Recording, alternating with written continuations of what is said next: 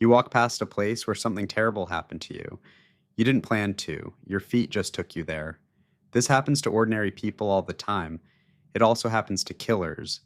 But the real reason is far stranger than guilt. It isn't a confession written into behavior. It's your brain doing exactly what it evolved to do in a context it was never built for. Think about the last time you were badly frightened. Chances are you remember exactly where you were standing. Psychologists call this a flashbulb memory, a term coined by researchers Roger Brown and James Kulik. High stress moments burn into memory with unusual clarity. It's a survival mechanism. Your ancestors needed to remember danger so they could recognize it faster next time. Here's the strange part: that mechanism doesn't care whether you were the victim or the threat. The amygdala, the part of your brain that flags emotional significance, fires the same way either way. It doesn't moralize, it just marks a location as significant, and significant places pull you back. Question: criminologist David Cantor built a field around this idea. In the 1980s, while helping police catch a serial offender, he noticed the crime locations weren't random. They clustered around places the offender already knew. Cantor called this investigative psychology. Criminals don't live in a separate mental world, they move through the same map everyone uses. A crime doesn't erase that map, it adds a landmark to it. This is where geographic profiling comes in. Researcher Kim Rossmo studied how offenders choose locations. He found something counterintuitive. Most people follow what he called the least effort principle. Familiar places require less planning, less risk. So offenders often stay close to what they know, and after the crime, that same pull draws them back, not toward danger, toward a place their brain has quietly marked as unforgettable. Picture the moment right after a crime.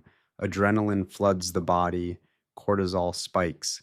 The brain enters a hyper alert state, scanning, replaying. Researcher James McGaugh spent decades studying memory consolidation. He found this stress chemistry acts like a highlighter. It cements the memory, makes it resistant to fading. So the location becomes a landmark, coded with more weight than almost anywhere else. And the pullback isn't rational. It isn't decided in the calm, reasoning part of the mind. It's closer to the way you can't look away from a car crash on the highway. The brain treats significance as something worth revisiting, whether or not that's wise. Some offenders return for something closer to curiosity, a need to gather information, to watch from a safe distance. But even this traces back to the same root. Evolution built you to track danger until it's resolved. It never built you an off switch for danger you caused yourself. This is why behavioral analysts treat the return to the scene as a pattern, not a rare anomaly. It shows up across decades of cases, across very different minds. It isn't a signature of a certain kind of criminal. It's a signature of how memory and threat detection work in any human brain, pushed somewhere it was never designed to go. And this bends back toward you. You felt a version of this pull: the site of a breakup, the hallway from years ago, the intersection where your car spun out in the rain. You don't plan to think about these places, but something in you keeps a private map of them, quietly, permanently. Your brain isn't interested in whether a memory's comfortable. It's interested in whether it once mattered for survival, even briefly, even wrongly. So the next time you hear about a suspect who couldn't stay away, remember what's underneath. It isn't guilt performing for an audience. It's ancient machinery, older than language, older than law, marking the place where something changed everything and refusing to let you fully walk away.